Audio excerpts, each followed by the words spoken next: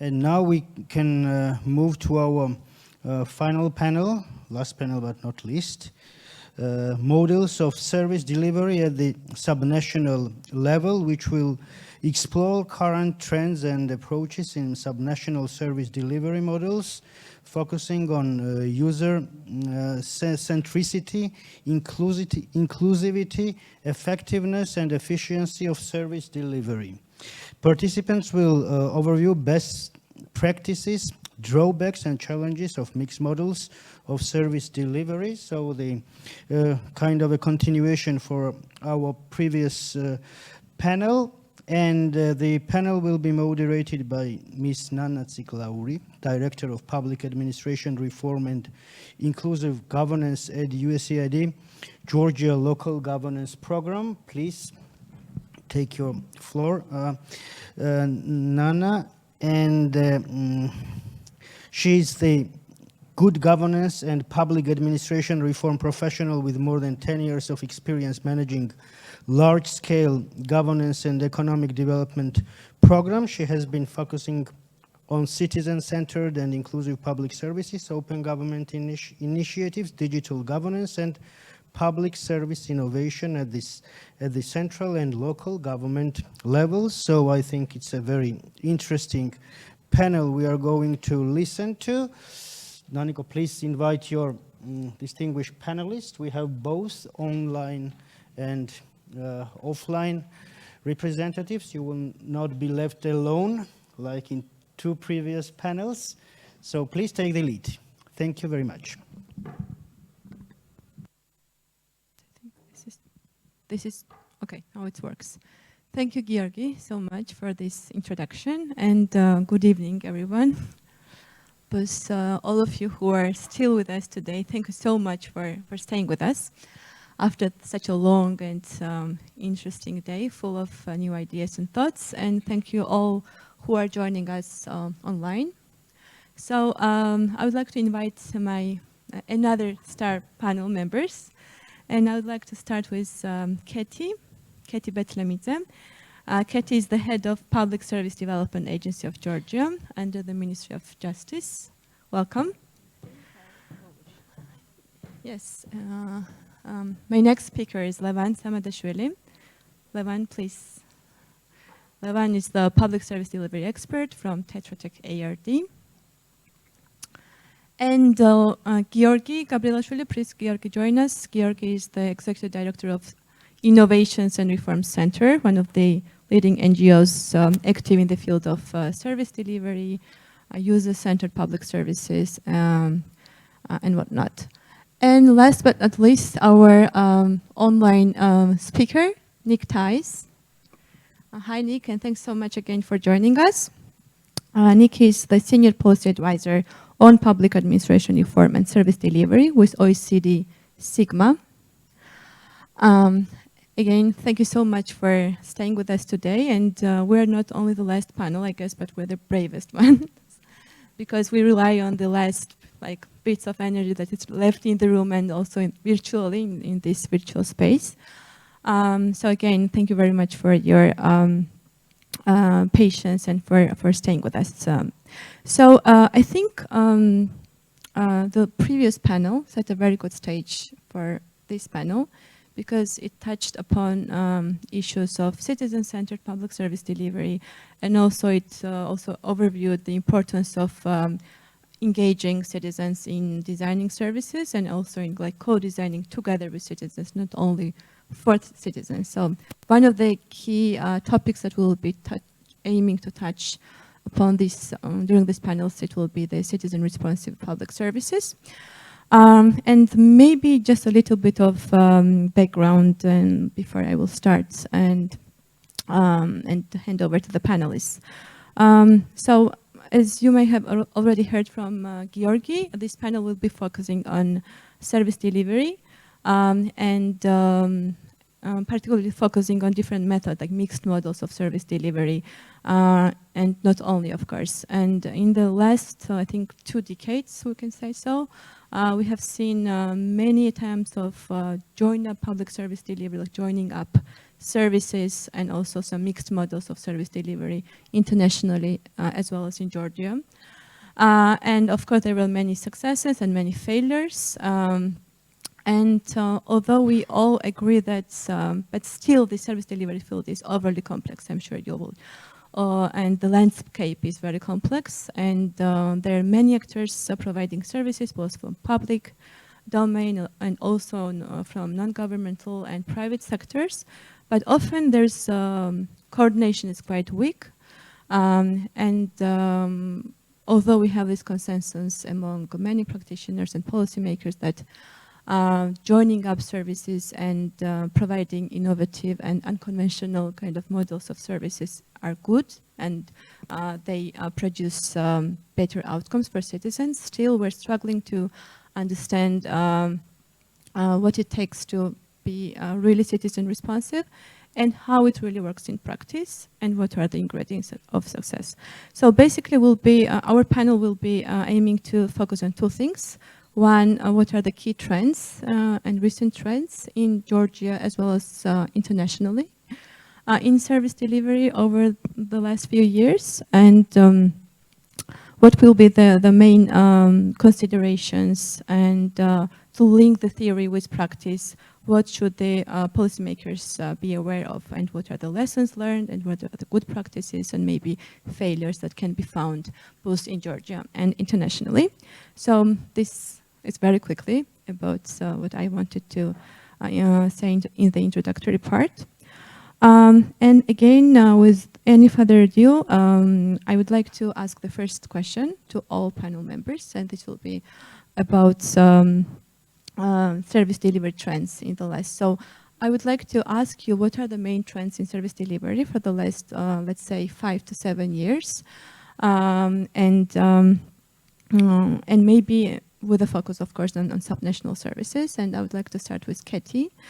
Katie is leading, as I said, the Public Service Development Agency of Georgia, which is one of the key agencies which has been focusing on designing and delivering innovative public services. The agency has been supporting not only its own services, but also supporting other entities, not only in Georgia, by the way, and also abroad, with delivering innovative solutions, and including e-governance solutions. So your experience and your thoughts on this topic would be really appreciated.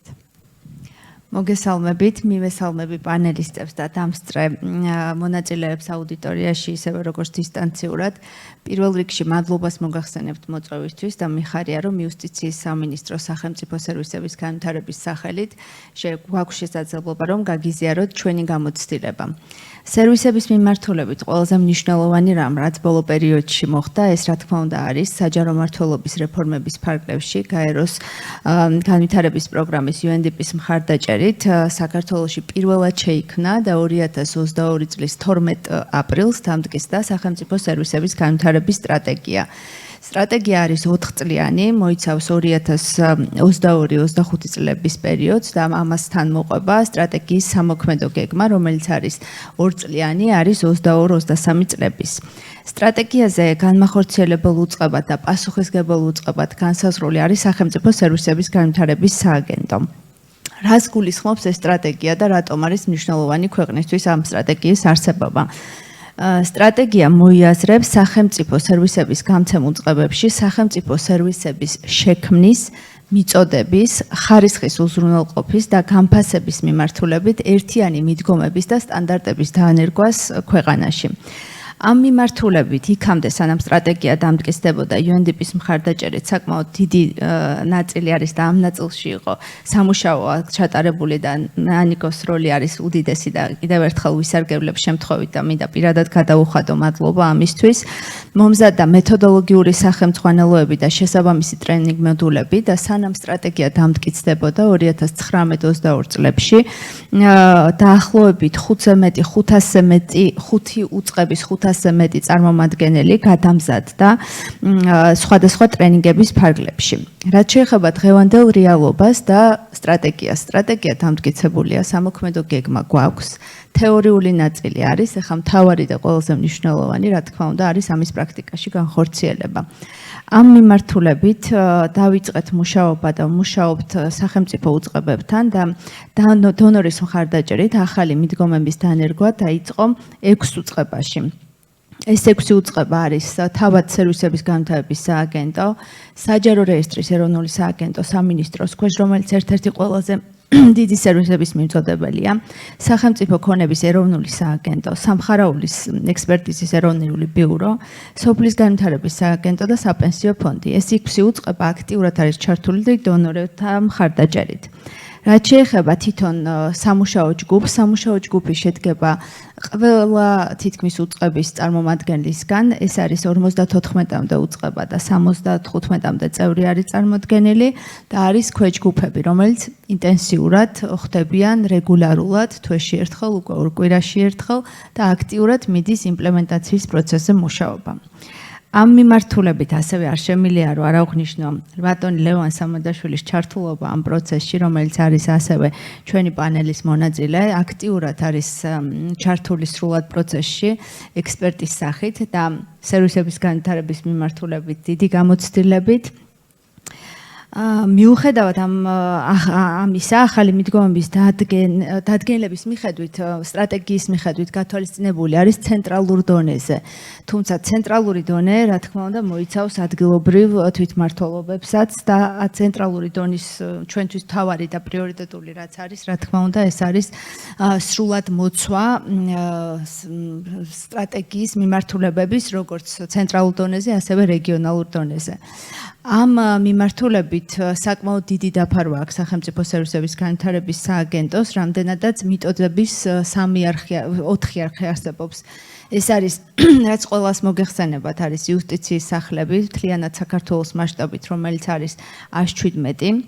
იქ, სადაც არ არის იუსტიციის სახლები და არის ტერიტორიული სამსახურები, ჩვენი სააგენტოსი არის ესეთი 16. ამავდროულად არის საკონსულოები, რომელიც არის 73-მდე, ანუ ქვეყნის მასშტაბით და რა თქმა უნდა დისტანციური სერვისები. დისტანციური სერვისების კუთხით ხელმისაწვდომობა გაზრდილია, თუ რამოდენიმე წლის წინ, 5-6 წლის წინ იყო დაახლოებით 10-12-მდე სერვისი და ეს იყო შესაძლებელი მხოლოდ საქართველოს მოქალაქეებისთვის. დღესდღეობით სერვისების განვითარების სააგენტო 50-მდე დისტანციურ სერვისს გასცემს და ხელმისაწვდომი არის ყველასთვის, როგორც საზღვარგარეთ, ისე საქართველოში მცხოვრები მოქალაქეებისთვის. სწორედ ამ თანამედროვე მიდგომების და ელექტრონული პრინციპების გათვალისწინებით, სერვისების შექმნის და განვითარების პროცესში ჩვენ მაქსიმალურად ვიყენებთ ინოვაციურ ტექნოლოგიებს და ვცდილობთ გავიზიაროთ და სწორედ დონორების და ჩვენი კოლეგა უწყებების დახმარებით მათი გამოცდილება, რათა კიდევ უკეთესად მოვემსახუროთ ჩვენ მომხმარებლებს. ეს არის მოკლედ პრინციპში, რაც მინდოდა რომ მეთქვა. მადლობა, ვჩები ხაზზე კითხვების შემთხვევაში. აღარ მოგაწყენთ მეტი. მართალი.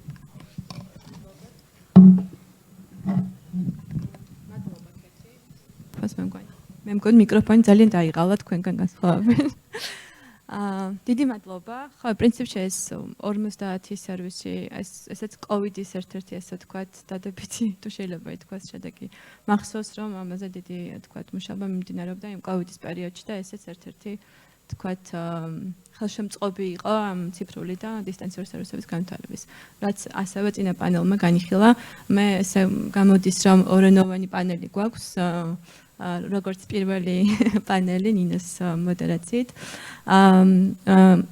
ლევანთან გადავალ, თუმცა ლევან როგორც მოგიხერხდება და როგორც გირჩევნია ინგლისურად, ქართულად ორივე ენაზე შეგიძლია რომ იპასუხო და შენი გამოცდილება იქნება ძალიან საინტერესო განსაკუთრებით იქიდან გამომდინარე რომ ამდენი წელია მოღვაწეობს სერვისების მიწოდების სფეროში. ლევანი არის არ გავაკეთე წარდგინებები დრო შემეზღუდა. ლევანი არის მრავალწლიანი გამოცდილება აქვს საჯარო მმართველობის რეფორმის, სერვისების მიწოდების რეფორმის მიმართულებით, არა მხოლოდ საჯარო სექტორში, არამედ საერთაშორისო ორგანიზაციებში და ლევან გთხოვ რომ გაგვიზიარო მოკლედ შენი მოსაზრებები. დიდი მადლობა ნანიკო, რადგან როგორც ნახეთ ძირითადი ენა ინგლისური იყო, ესე ვიყავი განწყობილი და So if you don't mind, I'll go to English as you also started this panel in English. Okay, as you prefer. So thanks everyone for being here in this late afternoon, and it's definitely a pleasure for me to be here, especially in this extraordinary panel. This is funny. I need to note that all the three of us served as a chair of Public Services Development Agency at different times.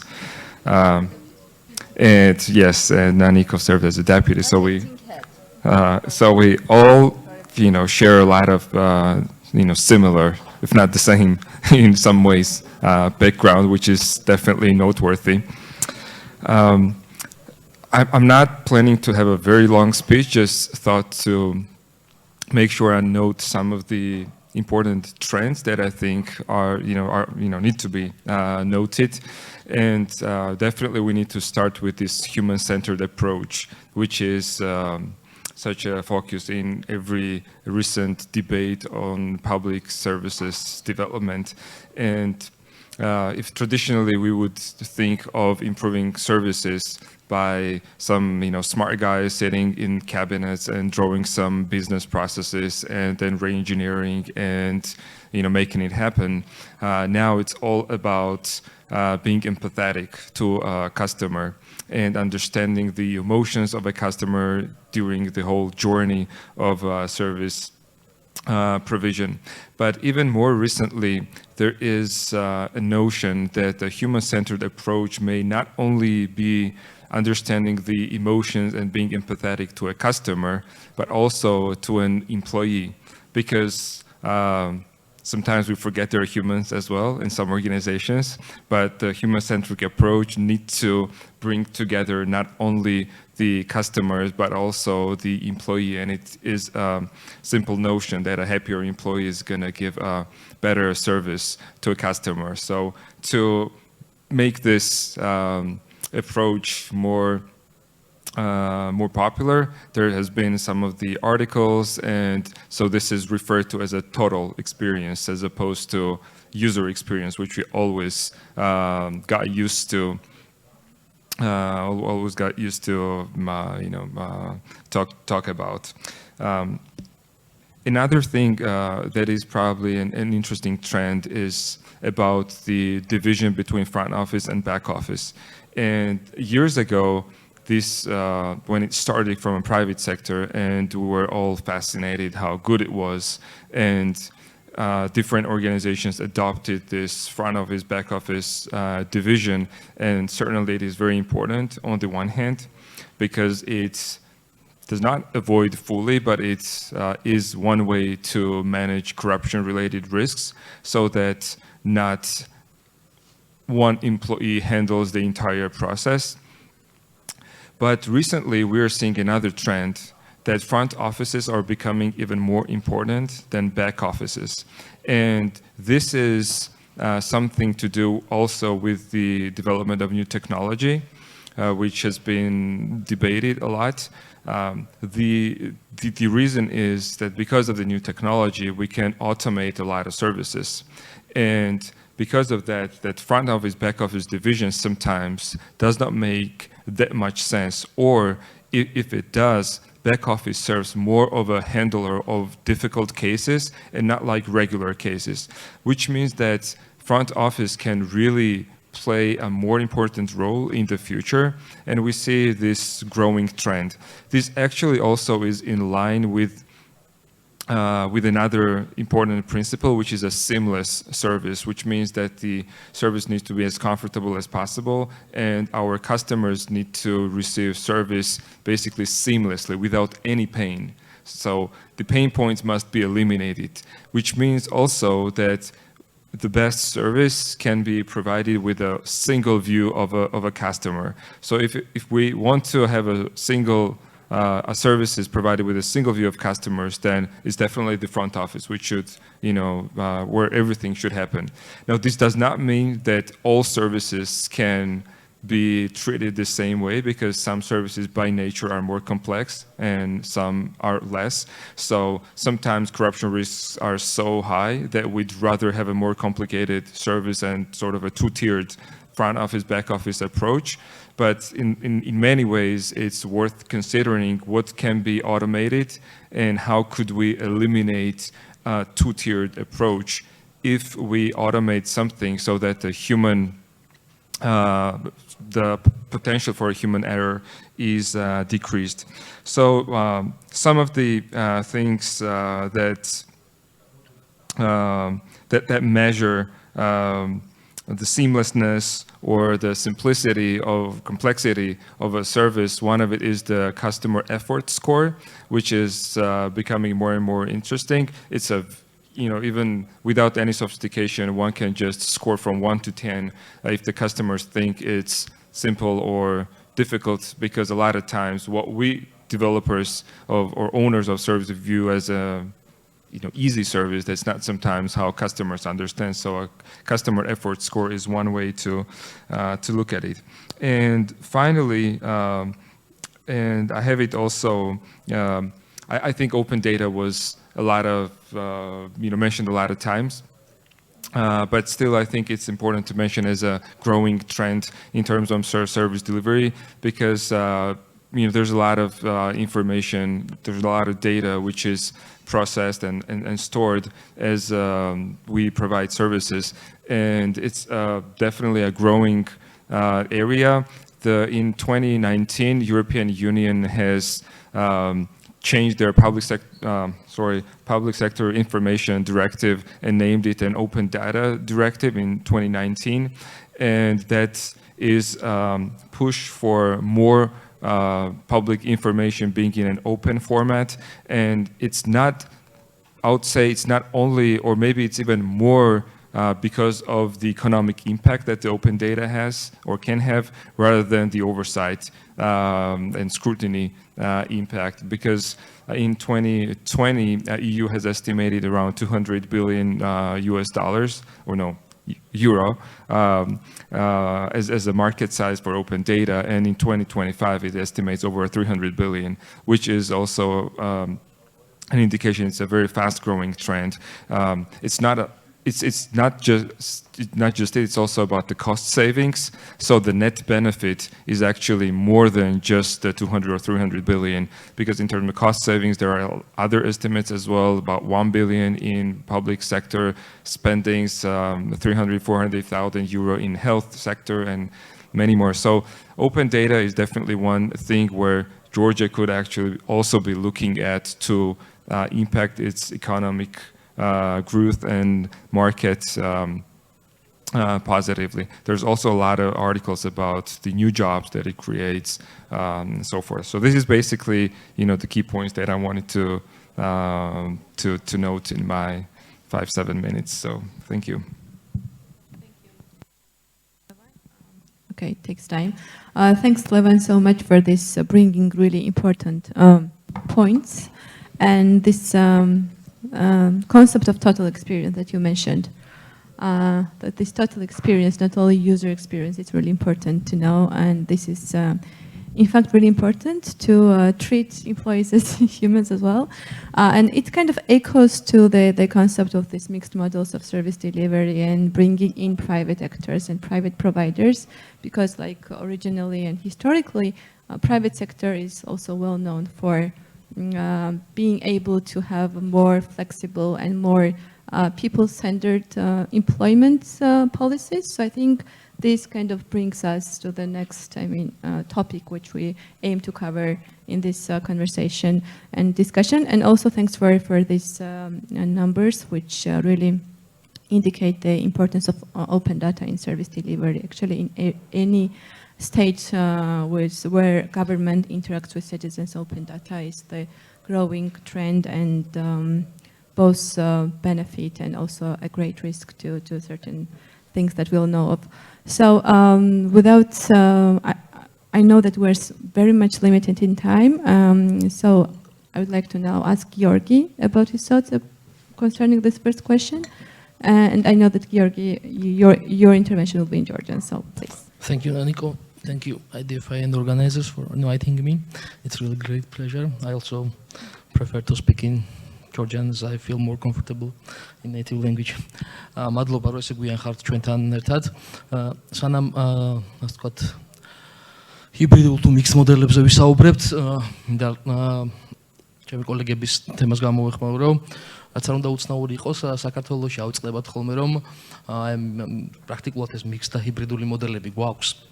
მაგრამ როდესაც ვთქვათ ჰიბრიდული მოდელია და კერძო სექტორია შემოყვანილი ასე ვთქვათ ნაწილობრივ ანუ საჯარო დაწესებულებებით აწვდიან იგივე public goods თუ service და ასე ვთქვათ კერძო ორგანიზაციებიც ამ სერვისის გამცემ საჯარო დაწესებულებებს ზოგჯერ ავიწყდებათ რომ სერვის სტანდარტი რომელიც სახელმწიფოში მოქმედებს მათი პასუხისგებლობაა რომ იმ კერძო დაწესებულებებზე რომელსაც მათ სერვისებს ანუ მათგან დელეგირებულ თუ სხვადასხვა ფორმით გადაცემულ სერვისებს აწვდიან იქაც უნდა მოქმედებდეს იმიტომ რომ იყო კონკრეტული кейსები როდესაც სერვისის დიზაინის და სერვისის ხარისხზე იყო საუბარი იმ ტიპიურ სერვისზე რომელიც ცალსახად საჯაროა პაბლიკურ და საჯარო ფული იხმარება და დაწესებულებას არ აქვს განცდა და შეგრძნება რომ ეს მისი სერვისია და შემოისაზღვრა მაგალითად ის ხედავს თავის სერვისის ხარისხს რაღაცის ვაუჩერის გაცემამდე, მაგრამ იმ ვაუჩერის აღმასრულებელი რეალურად პრაქტიკული სერვისის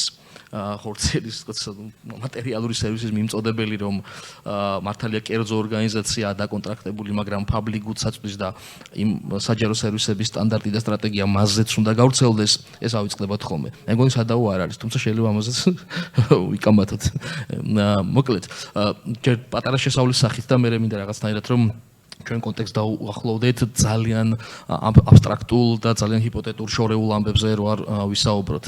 იმიტომ რომ სულ მაქვს განცდა რომ რაღაცნაირად რაღაცების ზედაპირზე გვიდევს ხოლმე რა და კონტექსტთან მინდა დავაახლოვო და თეორიულად შორ თემებზე და სადღაც შორს ლაპარაკობს და ქართულ კონტექსტთან რო დავაკავშიროთ რომ პრაქტიკული რა შეიძლება წავიღოთ დღევანდელი დისკუსიიდან იქნებ აქამდეც მეორე ნაწილში მაინც მივიდეთ. ზოგადად ჰიბრიდული მოდელები ძალიან დიდ ბლოკებად რო დავყოთ, ხო? იყო რაღაც პერიოდი, როცა სახელმწიფო ექსკლუზიურად აწვდიდა იმებს, რასაც public good ერქვა, მერე იყო პრივატიზაციის და რაღაცეების განკერძოების დიდი ტალღა და ეს არის მესამე საფეხური, ეს თქო ძალიან მარტივად რო დავყოთ, როცა სახელმწიფოებმა რაღაც პრივატიზაციიდან უკან დაიხიეს და რაღაც ბევრი ჩავარდნილი პროექტების შემდგომ გაჩნდა რაღაცა ჰიბრიდული მოდელების ძიება.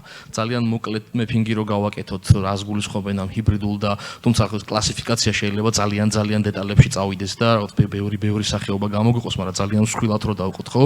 ერთი როცა საჯარო დაწესებულება, მათ შორის მუნიციპალურ დონეზე ცდილობს რომ თვითონაც მიაწოდოს და ამავე დროს გააჩინოს კერძო აქტორები და ერთი და იგივე სერვისი მიეწოდება როგორც საჯარო ესე კერძო დაწესებულებების მიერ და ერთგვარ კონკურენციაში მოხავს ასე ვთქვათ უშუალოდ in-house წარმოება ასე ვთქვათ და მიწოდება სერვისის და ასე ვთქვათ იგივე სერვის აუთსორსებს თუნდაც იგივე ვაუჩერების სახით ეგრეთ წოდებულ ვაუჩერებს რო ეძახით ხო ჩვენ მაგალითი რო პარალელურად რო გავალოთ შეიძლება ეს იყოს ჩვენი უმაღლესი განათლების სისტემა და ასე ვთქვათ ერთგვარ კონკურენციაში მოხავს საჯარო და კერძო დაწესებულები ეს საშუალებას აძლევს უზრუნველყოს ასე ვთქვათ კონკურენცია და ამავე დროს შეხედოს ფასებს და cost savings-ზე იფიქროს და დააკვირდეს რას შეძლებენ კერძო სექტორი რამდენად კონკურენტული იქნება და იგივე ფასად როგორ განავითარებს სერვისს მარტო უნდა ვთქვათ რომ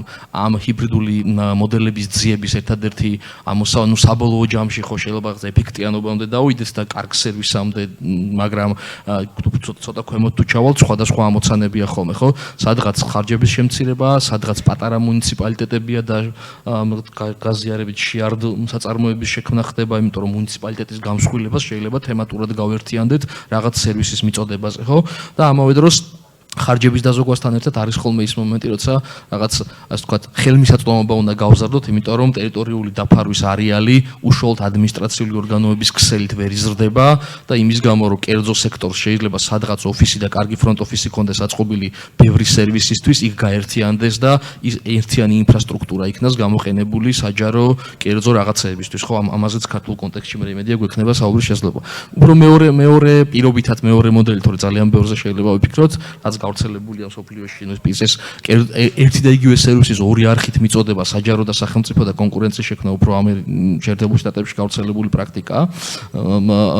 ანუ არის მეორე, ასე ვთქვათ, უფრო იყო მეორე ტენდენცია, როცა ერთობლივ საწარმოებს აფუძნებენ, ანუ ერთის მხრივ აქ უფრო მოქნილობა ამოსავალი, როდესაც მუნიციპალიტეტები კერძო ორგანიზაციის ფორმით აწვდიან სერვისებს და თვითონ არიან ექსკლუზიურად დამფუძნებლები, რომელიღაც, ასე ვთქვათ, ჯანდაცვას ავიღებთ და მუნიციპალური სერვისები იქნება რაღაც ნარჩენების გატანა თუ ასე შემდეგ, თვითონ არიან პატრონები და მთლიანად კომპანიის და მეორე წელში შედიან და კერძო და საჯარო ორგანიზაციები ერთობლივად მართავენ კერძო სექტორი და მუნიციპალიტეტები ერთობლივად აფუძნებს joint რაღაც წარმოებას და ერთობლივად აწვდის სერვისს. აქ ყველაზე მნიშვნელოვანი ბევრი ფაქტორი შეიძლება იყოს, ბევრი რამე შეიძლება იყოს ამოსავალი და ამოცანა, მაგრამ ძალიან მნიშვნელოვანია მოქნილობა, როცა იგივე საკადრო პოლიტიკა თუ ხარჯების, ასე ვთქვათ, დაგეგმვა და ახსულება იმ შედარებით თავისუფალი ხარ რეგულაციებისგან გააჩნიეს ქვეყანას და კონტექსტს და ეს შეიძლება იყოს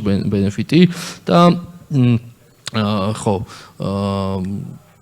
ერთი მაგალითი ანუ არ ვიცი ზუსტად რა კატეგორიაში გავა არის იმოუწეც აი ცოტა ჩვენთან ახლოს რომ მოვიდეთ გეოგრაფიულათაც და ქრონოლოგიურათაც და ძალიან ზოგად შორეულ ამბებზე არ ვისაუბროთ სანამ საქართველოს სანამ ხო მე საქართველოზე ვიმიჯელებ კითხვა-პასუხის რეჟიმში მაგალითად ასე უკრაინის მაგალითი რო განვიხილოთ ბოლო წლებში სახელმწიფო ქონების პრივატიზაციის მიმართულებით შეიქმნა ესეთი პრეცედენტი უფრო ღრმა და დიდი ცვლილება იყო დაგეგმილი მაგრამ პრაქტიკულად ეს ნაწილობრივ განხორციელდა როცა სახელმწიფო ანუ ასე ვთქვათ ტენდერების სფეროში ასე ვთქვათ გაჩნდა კერძო პლატფორმები სადაც ასე ვთქვათ ბევრ კერძო კომპანიას შეუძლია გააკეთოს პლატფორმა რომის საშუალებითაც თავის ინტერფეისით და თავის დამატებითი სხვა სისტემების ნაწილი შეიძლება გახდეს ასე ვთქვათ საინფორმაციო სისტემა რომელთაც შენ შეგიძლია შეხვიდე და იურთიერთობა სახელმწიფო შესყიდვის სისტემასთან და შემდგომი ნაბიჯი იყო და ეს იყო იდეაში განკუთვნილი ასევე სახელმწიფო ქონების პრივატიზაციისთვის როდესაც სახელმწიფო რჩებოდა ასე ვთქვათ სტანდარტების დამდგენი და ალგორითმის გამსაზღვრელი როგორ უნდა იმუშაოს საინფორმაციო სისტემამ და თავის კონტროლის ფუნქციის თუმცა ამ core საინფორმაციო სისტემას და კიდე მე იმ front office-ებს შეიძლება საერთოდ კერძო ორგანიზაციები მართავენ და მათ შორის იყოს კონკურენცია და როცა ჰიბრიდ მოდელზე ვსაუბრობთ ერთი ნიუანსი რაც არ უნდა დაგვაუწყდეს აი პრაქტიკულად საქართველოს კონტექსტში რომ განგვიხილია ყოველთვის ამბობენ ხოლმე რომ აი რო ჩავარდეს რო არ მიაწოდოს მე ეს exit policy როგორ არის ხო და აი ჰიბრიდ მოდელებს სრულ პრივატიზაციასთან შედარებით ეგ აქვს რბილი გარდამავალი ამბავი როდესაც ორი გზით აწვდი ყავს კერძო ქსელი დამატებითი რეგიონების ასათვისებლად მაგრამ რაღაც მინიმუმ ლოკაციებზე და მინიმალური დონით შენც უზრუნველყოფ ამ ამბავს ხარჯები შემცირებული გაქვს და ამ დროს ადვილია, ასე ვთქვათ, უკან გამოსვლა და აუთსორსებული თუ პრივატიზებული კონტრაქტის ჩავარდნის შემთხვევაში. და ერთსაც დავამატებ და ამით დავამთავრებ, ანუ არსად თუ დავაკვირდებით რა ანუ ჯერთი უნივერსალური მოდელი არ არის ხო ყველგან არის რაღაც კონტექსტიდან გამომდინარე ხო ანუ თავისთავად ცხად რაღაცას ვამბობთ ახლა არაფერი ახალი კონტექსტი აქვს ძალიან დიდი მნიშვნელობა და არსად არ არის ესეთი რომ რაღაცა იმ ერთმა მოდელმა გაამართლა და ეს ისეთი თემაა რომ რაღაც აი 30 წელია მყარად რაღაცა ერთ მოდელს ნუ ხშირია რაღაც მოდელში შესulis მე უკან დახევის ვთქვათ პრეცედენტები თუ პრაქტიკას გადავავლებთ ხო რაღაცა რომელიღაც მუნიციპალიტეტს ერთი მოდელი შეიძლება ქონდა და 10 წელი მუშაობდა მე იმდენად ბევრი რაღაცა იცვლება გარშემო რომ ეს მოდელი გადახედვა გახდა საჭირო. ამიტომ ყველა ვარიანტში რაც არ უნდა ვეძებოთ, მოგვიწევს თავი ამოცანა დავუწოთ რა გვინდა, რისთვის გვინდა ეს ამოცანა და მე გადაწყვეტა და მე ექსპერიმენტების გაკეთება მოგვიწევს ყველა ვარიანტში ჩვენი ქართული ექსპერიმენტების გაკეთება, რა თქმა უნდა სხვა რაღაცების ხედველობაში მიიღებით, იმიტომ რომ არაფერი არ არის ალბათ ისეთი რის დაკოპირება შეიძლება. მადლობა. Thank you, Georgi. I agree with you fully that this famous saying that one size fits all is the situation that you explained now, but it's not only one size fits all, but also one size fits all the time everything. So this is kind of different dimensions of time, different developments, and also different context matters. And thanks for trying to link theory to practice, and we will try to do more of this during the second wave of questions. And Nick, over to you, please. Your thoughts will be really interesting for us, and particularly I know that you have lots of experience, not only like international, but also in Georgia. And by the way, Nick was, I think, one of the first attempts in Georgia to introduce a common assessment framework. This is one of the main quality assurance tools for public service delivery organizations that was supported in Public Service Hall a couple of years ago, and Nick was one of the leading experts behind this work. So Nick has both good knowledge of Georgian context and, of course, wealth of knowledge from international and best examples of service delivery. So over to you, Nick, please. Thanks. Hope you can hear me over there. So just Yes, give me a thumbs up if you do, then that's great. Well, first, apologies for not being with you in beautiful Tbilisi, but I'm in the cold and rainy Paris these days. And thank you so much for the probably too kind introduction, Aniko. I've noticed that I have a big manko on my CV because I'm the only panel member that hasn't been managing or being head of the PSDA. So I think that I know my future career path already by being member in this panel. But all jokes aside, I know that we are short in time, so let me try to, well, with some of the things that I very interesting things that I picked up already from my colleagues, try to answer your question in a very summarizing way, if you allow me, Naniko. I think what we have seen across the globe in terms of service delivery at local level reforms, let's say the last decades, 2 decades, 3 decades, I think we can cluster in what I would call the 4 M's. First, there is a trend about minimizing. And I think this goes hand in hand with what we just heard, the whole privatization. And so minimizing the role of, well, what we do as local governments into like pushing things away, and that we say, no, well, we don't do this, or we can't do this anymore. So privatizing, that's the M for minimizing. Second, there is maintaining. So we try under the continuous pressure, being it financial, being it social, from all sides, that we try to maintain. But maintain our service offer, or even increase our service offer by finding new ways. And these new ways are about collaboration, are about shared services, collaboration vertically with other levels of government, but also collaboration horizontally and with other municipalities or other regions or others around us. So minimize, first M, maintain, the second M, marketize. This make or buy, do we do it ourselves, or are we, well, outsourcing? Are we not completely pushing it away, the minimize option, but are we marketizing? Are we outsourcing big parts, small parts of our service delivery? Are we still keeping a bit of this in our own hands? Public-private partnerships, for example. So this is the third M, the marketize kind of option. And the colleagues already mentioned to some of the models, some of the examples, some of the pros, but also some of the, well, of the cons and some of the downsides. And I'm sure that we will get into this. But this is definitely a third trend that we have seen and are still seeing across the globe. And finally, the fourth M, besides minimize, maintain, marketize, is the modernize. And here I would like to just briefly mention to a couple of things that have been mentioned by the colleagues as well. But I think this is a big trend that we see in modernizing, improving our service delivery at local level. And here, what has been said, there are a couple of things. What has been said, I think this trend of the human-centric service delivery, well, service design and delivery, well, this captured it most, I think. It's really thinking, well, what are we doing? What should we be doing? Why are we doing this? How should we deliver all of this? Starting really from the objective of the user, whoever it may be, and taking into account the specificities of the different kind of users. The previous session also came into, well, leaving no one behind, thinking about marginalized groups, deprived groups, people with disabilities. It all includes this. Second, the accessibility. It already has been mentioned by colleagues, accessibility both physically, but also online. And so different hybrid models, one-stop shops. I think here the concept of multi-channel and omni-channel, this is crucial. And this is what we see very much present in all countries, including in your own. So besides the human-centric focus, well, I would say the human-centric focus translated also in terms of accessibility. How do we can access the services also on a local level?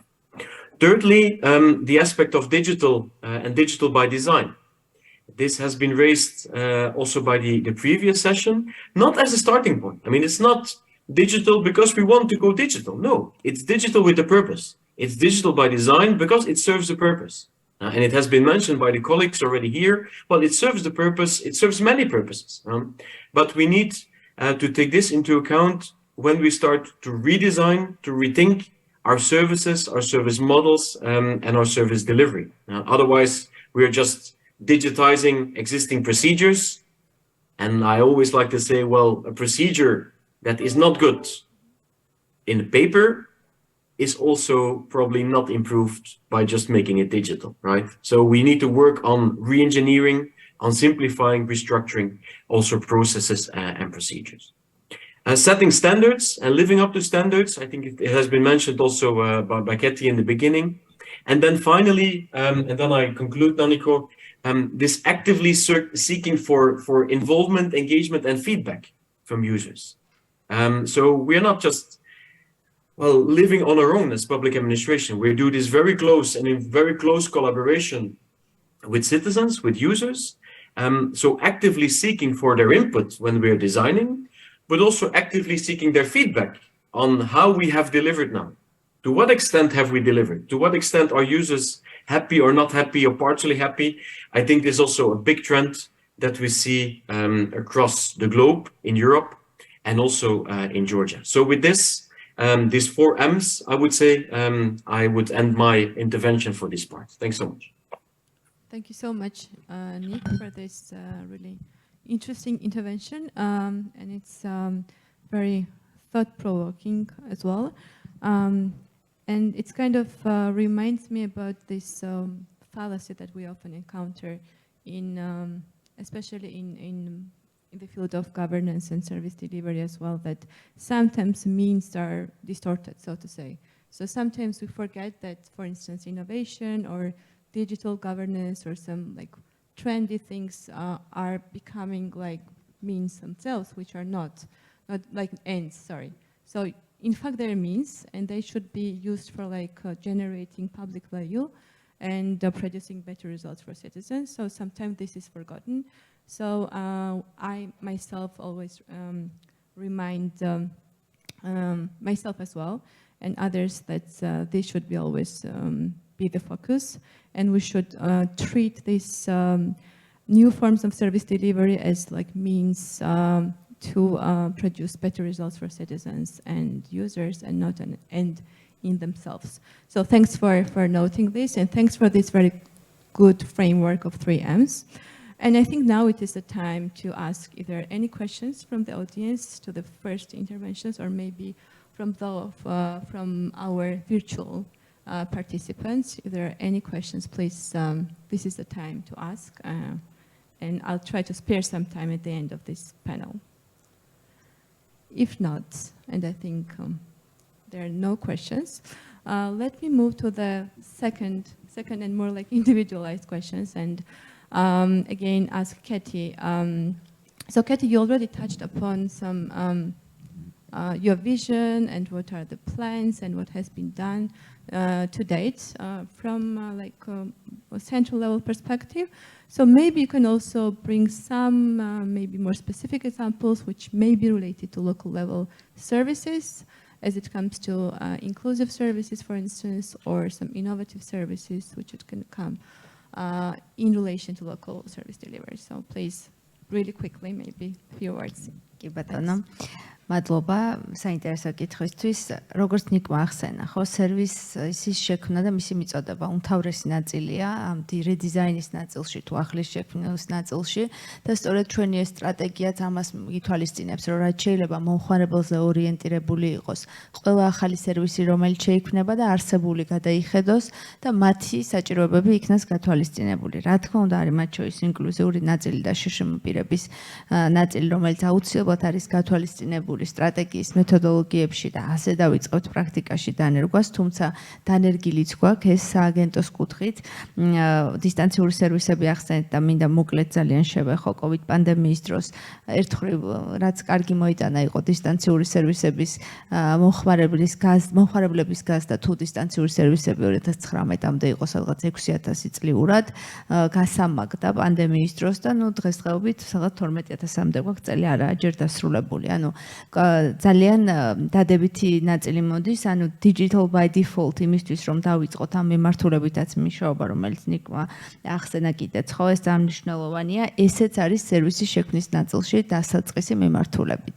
ძალიან მოკლედ მხოლოდ შევეხები, რომ სერვისების განვითარების სააგენტო ერთადერთი სანდოკვალიფიციური მომწოდებელია ქვეყანაში, რაც გულისხმობს, რომ ჩვენ სამი დიდი მიმართულება გვაქვს, ეს არის ელექტრონული შტამპი, ელექტრონული ხელმოწერა და დროის კვალიფიციური აღნიშვნა და სწორედ ამ მიმართულებით მუშაობთ ყველასთან, კერძო სექტორთან, ყოველდღიურ რეჟიმში, მათ შორის საჯარო სექტორთან, რა თქმა უნდა, და ასევე ადგილობრივ ხელისუფლების წარმომადგენლებთან. ამავდროულად ამის საუკეთესო მაგალითი კერძო და საჯარო თანამშრომლობის, რა თქმა უნდა, არის ისევ და ისევ იუსტიციის სახლი, რომელიც არის ჩვენი ფაქტიურად front office. ეს მოკლედ. ძალიან დიდი მადლობა. Thank you so much for this very quick and very to the point answer. And Georgi, the question is now to you. I know that the first response and the first question was not enough to provide the idea that you wanted to share about linking theory with practice. So maybe you could share some more like practices or like concrete examples that can be found at the local level or maybe abroad that you are aware of. მე მინდა უბრალოდ მაგალითი მოვყვანო ერთი ექსპერიმენტის, რომ რაღაცნაირად რეალობასთან დაუბრუნდეს და რაღაც სხვისი წესები და პრაქტიკები გავითვალისწინოთ, მაგრამ ჩვენ რა გვინდა პრობლემა დავსვათ ხოლმე. ესე რომ ძალიან მოკლედ მოყვე ექსპერიმენტის შესახებ, რომელიც მაგ დამსწრემ შეიძლება იცის, ბევრს გაუგია და ეს ექსპერიმენტი და მოდელი, რომელიც ცდილობაც იყო დაახლოებით 10-12 წლის წინ შეიძლება იყო იდეალური და ბევრი თვალსაჩინო შეიძლება მის დაჩელენჯება და ბევრი კრიტიკული კითხვის დასმა, მაგრამ ისევ და ისევ ეს იყო ექსპერიმენტი. როდესაც ყველასთვის ცნობილი, ასე ვთქვათ, საზოგადოებრივი ცენტრების პროექტის იდეა განიხილებოდა, რომელიც უნდა ყოფილიყო თვისობრივად და ინფრასტრუქტურალათაც ახალი, იქვე ცხადი იყო, რომ ეს იყო საკმაოდ ძვირი სიამოვნება თუ ინფრასტრუქტურასაც განვაახლდებით, ხო? და მის მასშტაბირება მოკლე პერიოდში, თუნდაც 10 წელი და 20 წელი აიღო ამ პატარა დასახლებებში და სოფლებში კარგი ინფრასტრუქტურით, ხო, გარკვეულ გამოწვევას წარმოადგენდა. გინდაც დიდი ინფრასტრუქტურა არ შეგექმნა, ის აღჭურვილობა და კარგად მომზადებული ხალხი ასევე გამოწვევად გამოიყურებოდა.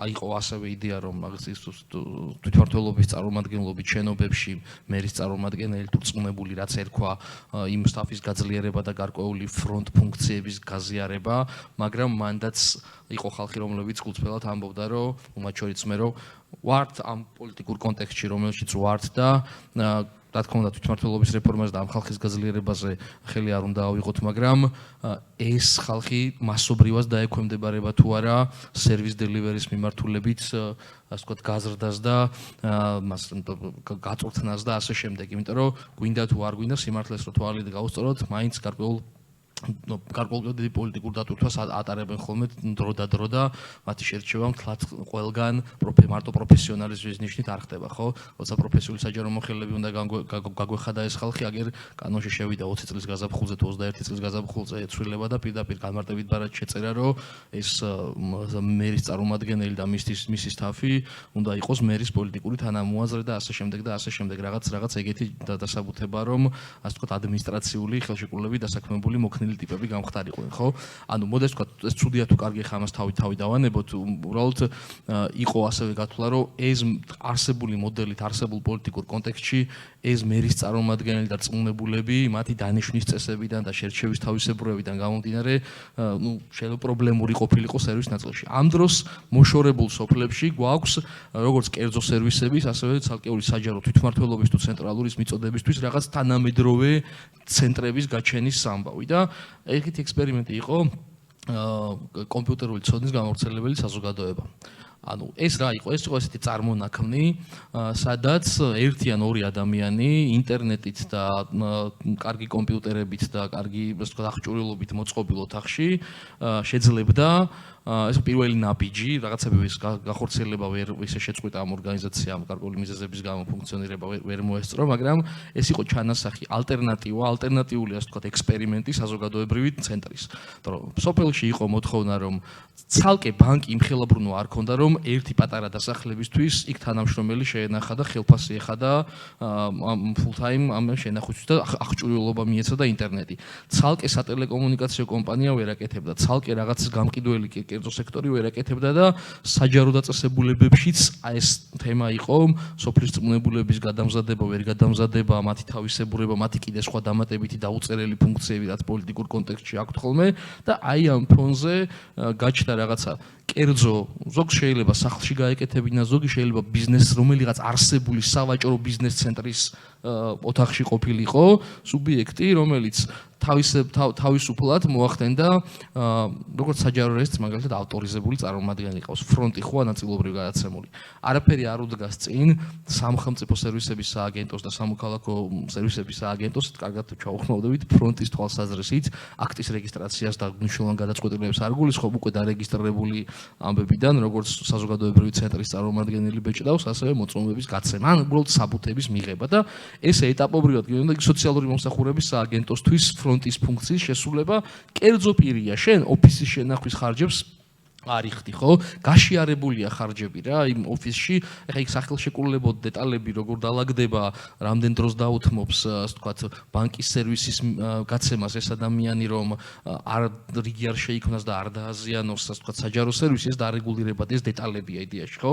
მაგრამ აი ესეთი რაღაცნაირი ჰიბრიდული წარმონაქმნი, ცენტრი, რომელიც შენ მუნიციპალურ ცენტრში არ წყვეტ სერვისის მიცემას, შეიძლება ფრონტ ოფიცრების რაოდენობა შეამცირო, იმიტომ რომ დატვირთვა ფრონტ შეგიმცირდეს და იმდენი ნაკადები და რიგი აღარ გქონდეს, შენ ინარჩუნებ მუნიციპალიტეტის დონეზე სერვისს, მაგრამ გაქვს კერძო პროვაიდერები, სადაც მით უმეტეს კომფორტი რა ანუ სერვისის ფულს მარტო ერთი დაწესებულება არ იხდის, კერძოსა და საჯარო შორის გაზიარებულია ეს ამბავი და კარგი ის არის, რომ იმ ერთ წელში ერთგვარი ეს თქო გაერთიანებული one stop shop-ია, თქვა, სადაც რამოდენიმე კერძო სერვისის მიღება შეუძლია და რამოდენიმე საჯარო. დაახლოებით ისე როგორც საზოგადოებრივ ცენტრში, რა თქმა უნდა, ისეთი ლამაზი ინფრასტრუქტურა შეიძლება არ იყოს და ისეთი მაღალი ხარისხი არ იყოს უზრუნველყოფილი, მაგრამ პატარა დასახლებებისთვის ეს შეიძლება და ყოფილიყო solution-ი. ამაზე ფრთხილი იყო დაგეგმილი რაღაც ნაბიჯ, პატარ-პატარა ნაბიჯების გადადგმა და პატარ-პატარა ფრონტის მიცემა, რომ გვეცადა, რომ მაინც და მაინც აი სულ ამ სოფლის წმუნებულების გარშემო რო ვარ ჩამოკიდებული, რომ რაღაც ახალი თემა გაჩნდება, მერის წარმომადგენელმა გააკეთოს, მერის წარმომადგენელმა რა. ფაქტია, რომ ვერ აკეთებს თუ არ აკეთებს ეს ხალხი იმ დოზით, რომ კარგი სერვის პროვაიდერი იყოს და კარგი ფრონტი იყოს, ვერ გამით არიან არაჩვეულებრივი ადამიანები და ძალიან მაგრად მუშაობენ ამ მიმართულებით, არის ჩავარდნები და ჩამორჩენები, ხო? ეს მაგალითი მინდოდა შეიძლება დასაწყისში რომ რაღაც მოდელები და ასე ვთქვათ სხვადასხვა მიდგომები მოვყევით, იმიდან ბევრ რაღაცას ითვალისწინებდეს ეს და პატარ-პატარა ნაწილი სხვადასხვა მოდელის ქონდეს და კლასიკურად არ ჯდებოდეს არც ერთ, ასე ვთქვათ, საერთაშორისო ცნობილ მოდელში, მაგრამ აი ამ რაღაცებზე დაკვირვებით, პრაქტიკული საჭიროებიდან ამოვედით, ეგეთი რაღაც აღმოცენდა, საფრთხილო იყო და ნუ რაღაც ექსპერიმენტის დონეზე გაეშვა რა. მადლობა. Madloba, Georgi. Yeah, thanks, Georgi, for bringing real life practical experiences and elements for discussion. And I think it will be a very good segue now to ask Levan about, based on his experience, what are the key challenges? Because there are lots of challenges in service delivery in any stage, like in as it covers like designing, delivering, assuring the quality, and also like regularly and routinely monitoring and evaluating human-centered services. So based on your long-standing and really hands-on experience, maybe like 2 or like 3 key challenges that you can talk about it really quickly, please. Okay, I'll do my best. Thanks, Naniko. So, down to earth challenges. Some of the challenges are certainly more objective, such as the legacy, for instance. And the legacy problem is not only the old infrastructure that we need to replace, or I don't know, or employees who have been there for too long to be able to innovate, but it's also about old approaches that we've been practicing for years, and now we want to, say to the service professors that we're bringing in some new methods and new instruments, and the way you've been doing this for a long time is now not the best way of doing so. The legacy of how we've been doing things is definitely one of the objective challenges everywhere. More subjective, probably, challenges, and in the local government context, in our case especially, is the top-down approach, and the local governments themselves don't think that they need to innovate themselves, and they're looking at someone else. One of the challenges, which is true at the central and local government level, is that service design practices are very poorly developed, and we only talk about service delivery practices. And we believe that we are better at service delivery just because we're comparing service delivery to service design, which is really not developed at all. And the only reason why service delivery is better than the service design is that for years we've been hearing our customers yelling at us, and we got tired of them, so we had to make changes and improve our service delivery practices. A previous panelist was saying that governments don't have that space to actually do the trial and error exercise and make mistakes, because it's not okay in many cases for the governments to make mistakes. And if we do not start practicing service design, which puts the customer and also our employee at the center of our focus, we are going to fail every time we start a new service. And after 20 years of listening to our customers yelling at us, we will be bragging that our service works really well. But it actually, it is our challenge to not spur this 20 years.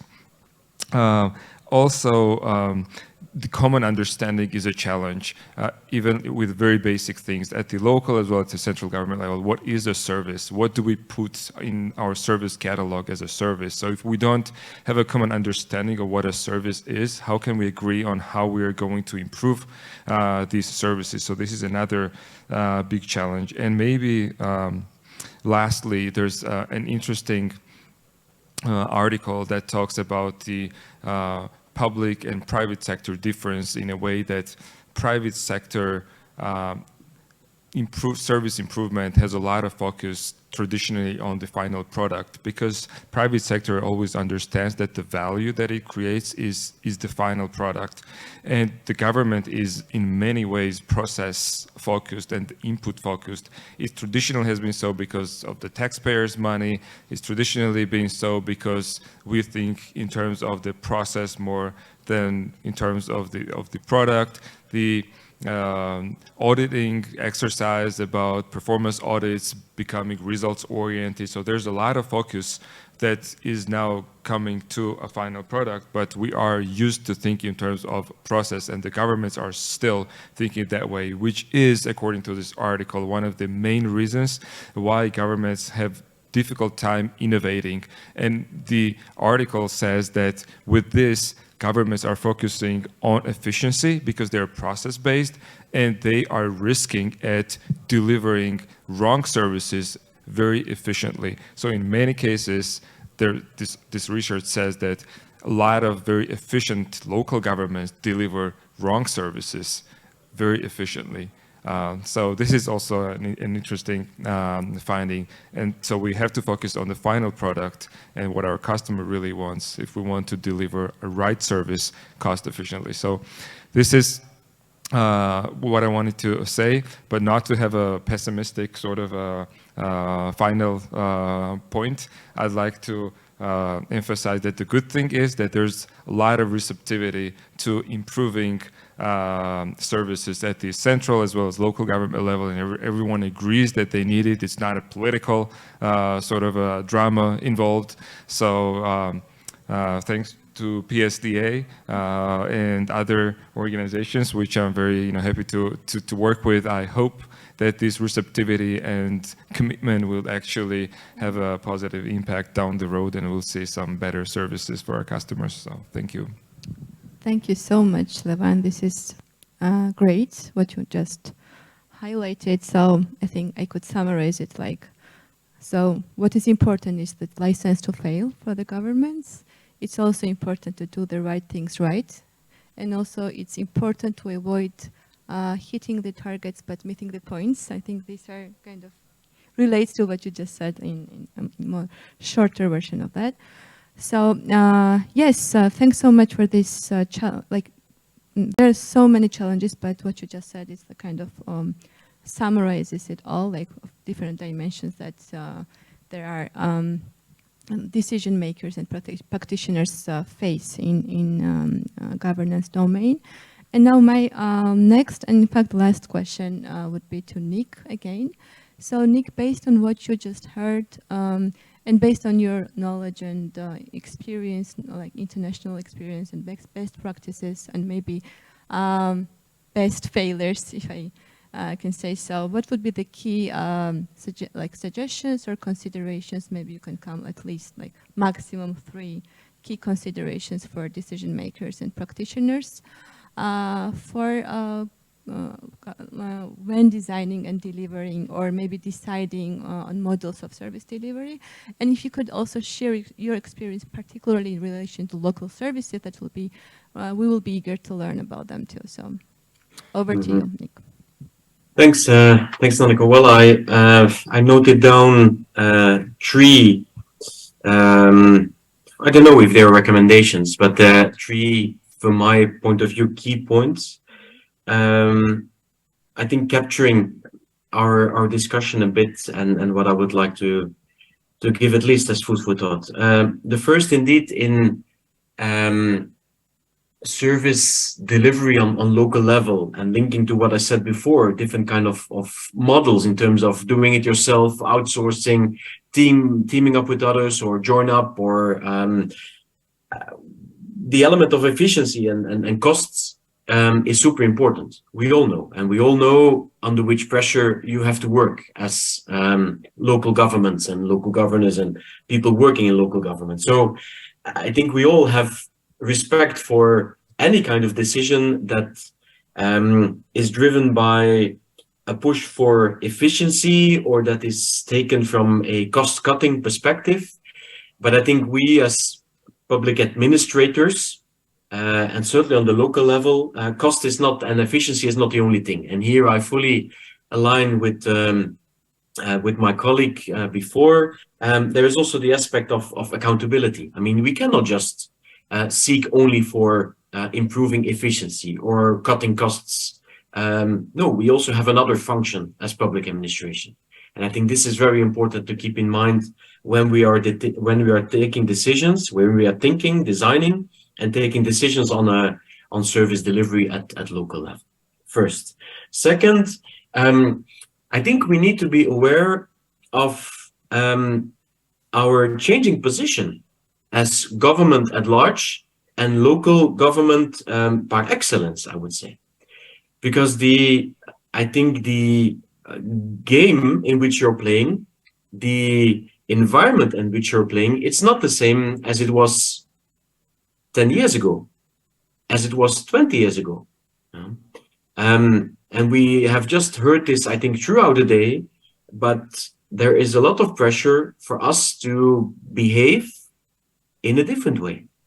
We cannot just continue in our classical public administration hierarchical I would say control and demand kind of style of public administration. We have seen pushes for a strive for professionalization, which we all, including Georgia, have been going through and are going through.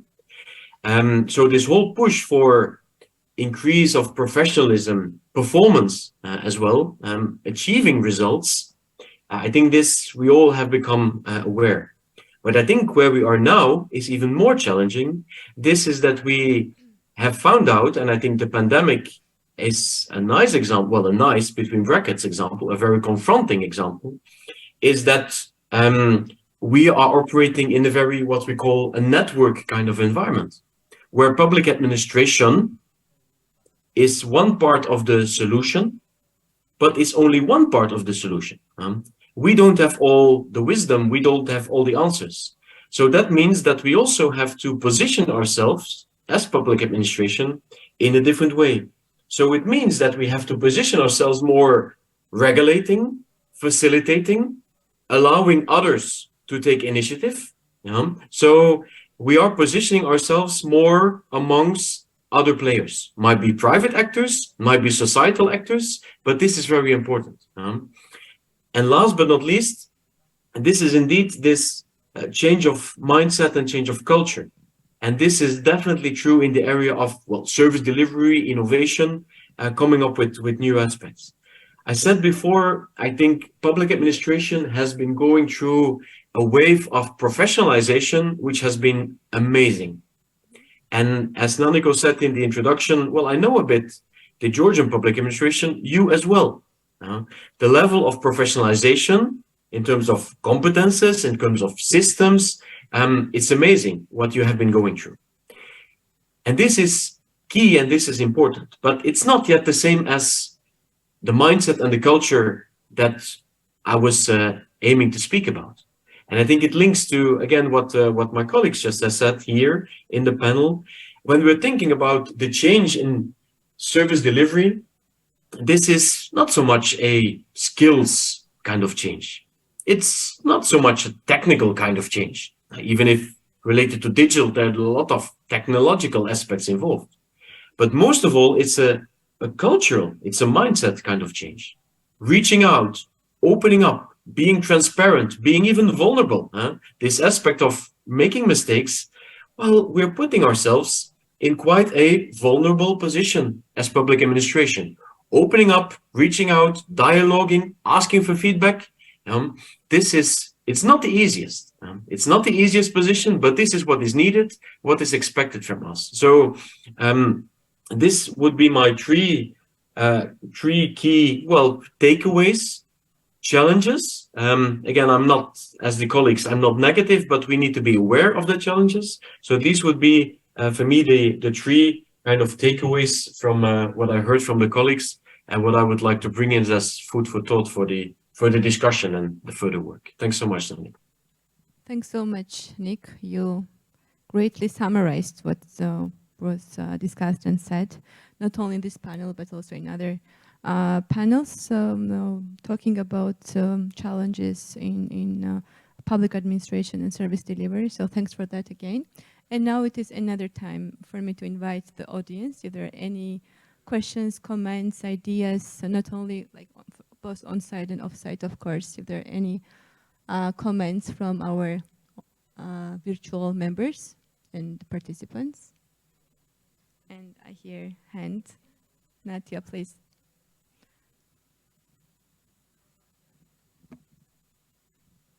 ის ბოლოს მაინც ისევ ჩემი კომენტარით მადლობთ. ძალიან საინტერესო იყო, ზოგადად ფორუმი საინტერესო იყო, რომ დავით ლორსაბარძემაც დაიწყო იდეაში ფორუმით, რომ მუნიციპალიტეტის ძირითადი მისია არის სწორედ საზოგადოებრივი სერვისების საზოგადოებას მიაწოდოს სერვისები და ეხლაც ვასრულებთ სწორედ მუნიციპალური სერვისებით. ძალიან ბევრი გამოწვევა არის ამ კუთხით მუნიციპალიტეტში, უბრალოდ რამოდენიმე საკითხზე მინდა რომ გავამახვილო ყურადღება. ერთი, რაც ლევონმა ახსენა, ძალიან საინტერესო იყო მუნიციპალური სერვისის დიზაინში მონაწილეობა და აი სწორედ დიზაინზე დროის დათმობა ძალიან მნიშვნელოვანი რო არის. ჩვენი გამოცდილებით, ბათუმის მაგალითზე რო ვთქვა, დაახლოებით ალბათ 3 წელი დაგჭირდა მუნიციპალიტეტთან რომ გვემუშავა, რომ კონკრეტული პროგრამა მაგალითისთვის ბანაკები შშმ პირებისთვის, შშმ პირების მშობლებთან, მონაწილეებთან და ამათთან ერთად დაგეგმილი იყო, იმიტომ რომ წლების განმავლობაში იყო უკავშირი, რომ არ არის შესაბამისი და დიზაინ შექმნასთან მიმართებაში მივდივართ ამავე დროს შეფასების და უკავშირის სისტემა რამდენად არსებობს მუნიციპალური სერვისების, ფაქტიურად ეს მთლიანად შეიძლება ითქვას, რომ არ არსებობს და ჩამოშლილი არის და ძირითადად მუნიციპალიტეტები დაყრდნობილია, უფრო არიან ორიენტირებული აი აუდიტი რას დაუწერს, რამდენად სწორად დახარჯა სახელმწიფო ესე რომ ვთქვათ ფინანსები, ვინემ რამდენად სწორად მიაწოდა სერვისები. შედარებით გაუმჯობესდა სიტუაცია თითქოს ინფრასტრუქტურულ პროექტებზე, იმიტომ რომ იქ მაგალითად ზომავენ ასფალტი რამსისკის დაიგო ან რაღაც პანდუსი არის თუ არა დახრილი, თუმცა მუნიციპალიტეტს არ აქვს იმის რესურსი, რომ ეს შეფასების სისტემა, როგორც კმაყოფილების თუ ასევე სტანდარტის შესაბამისად, რაც არის თუ დადგენილი, ეს შეაფასოს. ეს ძალიან დიდი გამოწვევა არის. მეორე ყოველთვის მუნიციპალურ სერვისებთან დაკავშირებით მახსენდება, რომ ძირითადად მუნიციპალიტეტი ამ კუთხით აკეთებს მუნიციპალურ ორგანიზაციებით აწვდის ძირითადად ამ სერვისს, თქვა ტრანსპორტი, ან თქვა განათება და ასე შემდეგ. ტრანსპორტთან დაკავშირებით ყოველთვის მახსენდება ერთი მაგალითი, ისევ ბათუმის, იმიტომ რომ ბათუმიდან ვარ და ბათუმის მაგალითებს გაგიზიარებთ, რომ როცა შეისყიდა ბათუმის ტრანსპორტმა რაღაც ძალიან დიდი თანხა გადაიხადა, თქვა ძალიან UNDP-ის ან ევროკავშირის ან სხვადასხვა მხარდაჭერით, ავტობუსები, რომელიც იყო შშმ პირებისთვის ესე რომ ვთქვათ, ადაპტირებული და მძღოლი ეზარებოდა, ვთქვათ, ამ პანდუსის გახსნა ყოველ გაჩერებაზე, რომ შეიძლება არ არის შშმ პირი. სანამ არ დაიწყო, თქვათ, სამოქალაქო კამპანია, ტელევიზია არ მოიწვია და ასე შემდეგ, ეს კულტურა, ესე რომ ვთქვათ, რომ ეს სერვისი შესაბამისად შეასრულოს, იყო ესე რომ ვთქვათ, ძალიან რთული. ეს აქ მივდივარ ძირითადად მუნიციპალურ ორგანიზაციებთან, ხშირ შემთხვევაში თქვათ ამ ძღოლის პასუხისგებლობით დგება ხოლმე, თავრდება ხოლმე ეს საკითხი და ძალიან ცუდი არის, მაგრამ მუნიციპალური ორგანიზაციები, რადგან ის ძირითადად საბიუჯეტო ორგანიზაციები და ისედაც ღებულობენ ამ ფულს, არ არიან, თქვათ, სერვისის გაუმჯობესებაზე ორიენტირებული და მე კიდე შემდეგი საკითხი, რომელიც მეხსენებია, ნიკმა აღნიშნა, კომერციალიზაცია, თქვათ, ამ კუთხით და შემოსავლის მიღებაზე, თქვათ, ხშირ შემთხვევაში არის ეს საბიუჯეტო, ესე რომ ვთქვათ, დაფინანსებაზე და თავის შემოსავლებზე არ ზრუნავენ და ერთი მაგალითი იყო ბოლოს, რაც ვქონდა და რამდენად არის საჯარო ეს მუნიციპალური სერვისები მზად თუ გინდ კერძო სექტორის შემოსვლისთვის და რაღაცა ინოვაციური მექანიზმების დანერგვისთვის, ან იგივე როგორც ლევანმა აღნიშნა, რაღაცა დატესტვისთვის, თქვათ, რა მუშაობს, რა არ მუშაობს, იყო ნარჩენების მართვის კუთხით რაღაცა ინიციატივა კერძო სექტორიდან, რომ მოდი ეს ნარჩენები გავაკეთოთ კომპოსტირება და ვთქვათ, რაღაცა ეს სასუქი შემდეგ მივაწოდოთ ეს, მაგრამ ეს იმდენად წარმოუდგენელი იყო მუნიციპალური ორგანიზაციისთვის, რომ ეს მენეჯმენტი გაეკეთებია, შემდეგ ეს კითხვები იქნება აუდიტისგან, ან რაღაცა ცენტრალური ხელისუფლებაზე ვარ დამოკიდებული, ან ამ ნარჩენებს ჩვენ ვერ გავყიდით, მე რაღაც შენიშვნები, ანუ არიტკიებენ თავს ამ კუთხით, რომ რაღაცა ახსიახლები შემოიტანონ და შესაბამისად ეს მუნიციპალური, ესე რომ ვთქვათ, სტანდარტი, მომსახურება, სერვისი რჩება რაღაცა ერთ დონეზე, მხოლოდ რაღაცა მიწოდების, ესე რომ ვთქვათ, დონეზე ვართ. ამიტომ ეს დისკუსია და თავისთავად შემდგომი ამ პროცესის განვითარება და იგივე სახელმწიფო სტრუქტურების, იგივე ეროვნულ დონეზე თუ პრაქტიკულ დონეზე მონაწილეობა ძალიან მნიშვნელოვანია და თავისთავად სამოქალაქო მონიტორინგზე, სამოქალაქო საზოგადოების როლი ძალიან მნიშვნელოვანი არის, იმიტომ რომ ერთი მხრივ ჩვენ უნდა ვესაუბროთ ამის შესახებ, მაგრამ თავისთავად იქაც კარები უნდა იყოს ღია ამ ცვლილებებისთვის. მადლობა, ეს მინდოდა დამაფიქსირებია. უღრმესი მადლობა, ნათია, ძალიან მნიშვნელოვანი საკითხების ამეჭრისთვის და აი კონკრეტული, ასე ვთქვათ, მაგალითების მოყვანისთვის, ჩვენ პანელის წევრებო, ხომ არ გექნებათ ვინმე სურვილი თუ არა და კი ბატონო ლევან. ერთი ძალიან მოკლე პარამეტრს კაცვა დავამთავრებ მაშინ. ერთი ძალიან მოკლე, უბრალოდ რაღაცა ცოტა ისე გამოვიდა, რომ დამრჩა იმის ნაკლებობა, რომ ორგანიზაციულ ფაქტორებზე არ გვისაუბრია და სულ არის ხოლმე ეს ისედაც პრობლემა. აი ერთ-ერთი გამოწვევა ალბათ, რომ ცოტა ისეთი დამოკიდებულება გვაქვს ხოლმე ხანდახან, რომ აი ორგანიზაცია დაიქირავს ვიღაცა ექსპერტს, რაღაც ინსტრუმენტს დანერგავს ეს ექსპერტი, რაღაცა სპრინტი, დიზაინ თინკინგი, რაღაცა ჭკვიანური რაღაცები და ეს რაღაცას გადაარჩენს. და სინამდვილეში ორგანიზაციული ფაქტორი უფრო მნიშვნელოვანი არის, არ ვიცი, ლიდერშიპი და მენეჯმენტი როგორია, ორგანიზაციული კულტურა როგორია, უბრალოდ ადამიანები ბედნიერები არიან თუ უბედურები არიან და ანუ აქედან გამომდინარე, ალბათ ფოკუსის გასწორების ამბავში ესეც მნიშვნელოვანია ვთქვათ, რომ რაც უფრო მეტ ინვესტიციას გავაკეთებთ იმაში, რომ თანამშრომლები გვყავდეს, უფრო მაღალი capacity-ის მქონე და იმ ინსტრუმენტების გამომყენებელი იყოს, ვიდრე აი ეს რაღაცა ინსტრუმენტების მქონე რაღაცა ჯადოქრობა არის ინსტრუმენტი და ეხლა რაღაცა თავისით მოხდება რაღაც და ანუ რეალურად მთავარი სხვაგან არის, ცოტა სხვაგან უნდა ვეძებოთ, მაგრამ რახან ხო, ნუ ორივე, მაგრამ ნუ აი თუ ხა ის ინსტრუმენტი კარგი ექიმის ხელში თუ არ ჩავარდა, რა მნიშვნელობა აქვს მე რომ მომცე ხა ეს ლანცეტი, კარგს არაფერს არ ვიზამ. კი, ლევან გეთანხმებით, ამიტომაც არის თუნდაც აი სიგმას ესე ვთქვათ ფრეიმვორკიდან და პრინციპებიდან გამომდინარე საჯარო მმართველობის რეფორმის ესე ვთქვათ ერთი ნაწილი სერვის დილივერის რეფორმა, ხო, იმიტომ რომ რეალურად ანუ მთავარი სისტემები, მთავარი ეს ორგანიზაციული კომპონენტი უნდა მოწესრიგდეს აი ამ დიდი რეფორმის ფარგლებში.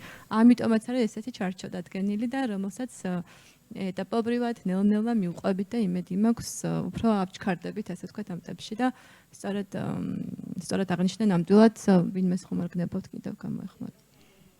აი ჩვენი დროიდან დაგვრჩა ალბათ 2-3 წუთი მაქსიმუმ რაც დავთვალე. ამიტომ შეგვიძლია რომ გასაგებია ძალიან მოკლედ, ანუ მაინც ვილაპარაკებ სამინისტროს ნაწილით, იუსტიციის სამინისტროს და შეზღუდულ შესაძლებლობების პირთა საკოორდინაციო საბჭო შეიქმნა ზუსტად ამ მიმართულებით. ანუ რა თქმა უნდა, ეს ზოგადი პრობლემაა მთლიანად. ჩვენ სტრატეგიის განმახორციელებელი ვართ ჩვენ თავად, თუმცა ვერავის ვერ ვაიძულებთ, ან ვერ ვუხსნით, ვესაუბრებით, ვილაპარაკებით უწყევს, მაგრამ ამაში ყველას თანადგომა გვჭირდება მუნიციპალიტეტის ჩვენით, დონორების, ცნობიერების ამაღლების, სამოქალაქო ჩართულობის, რომელიც ყველაფერი ერთად, რა თქმა უნდა, არის პარის რეფორმის ფარგლებში, სადაც არიან ყველა ნაწილი ჩართული. ანუ მხოლოდ ერთად შევძლებთ ამ ყველაფერს, ჩვენ არ ვიშურებთ ამ ძალისხმევას ამ მიმართულებით. მადლობა კიდევ ერთხელ, რო არ გავაგრძელოთ, რომ ამით შემოვიფარგლებით. ძალიან დიდი მადლობა და ნამდვილად ვეღარ გავაგრძელებთ სამწუხაროდ, თუმცა შეიძლება ბევრი ვისაუბროთ კიდევ ამ თემაზე და დარწმუნებული ვარ მოგვეცემა ამის შესაძლებლობა და რადგან დავიწყე ინგლისურად, ბარემ ინგლისურად ორი სიტყვით დავამთავრებ თქვენის ნებართვით. On this note, I would like to thank again our, I can say, star panelists like all the others, but since this is my panel, I'm a bit biased. So thank you so much for being with us today and for your availability. And I would like to thank all our participants for staying with us till this late. And also, Nick, thank you so much for being with us today. And all the participants joining us virtually. I think these discussions, like including this panel, gave us a very good food for thought as we move forward with the public administration reform, with public service delivery reform, and the decentralization agenda, and with public service delivery being at the heart of these umbrella reforms, since it directly affects citizens and all different groups of citizens, not only in the capital, but also in the large settlements, small settlements, capital, like large cities and small rural settlements alike. So thank you so much. It was a very interesting discussion. Thanks to IDFI event organizers, so sponsors, and everybody who made this event happen. So thank you so much, and have a nice evening and night.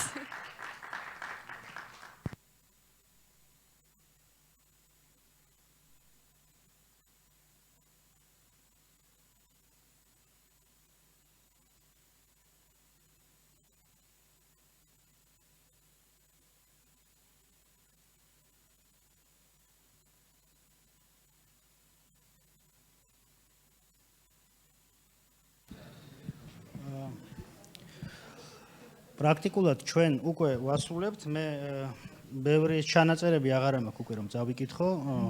ეს გაცილებით მარტივი არის უკვე ღონისძიების დასრულება. ფიქრობ რომ საკმაოდ საინტერესო დღე გამოგვივიდა, მართალია საკმაოდ ინტენსიური და დავიღალეთ. დარწმუნებული ვარ ყველანი და ახლა მაქვს ყველაზე ესეთ სასიამოვნო პროცედურა მადლობების გადახდის.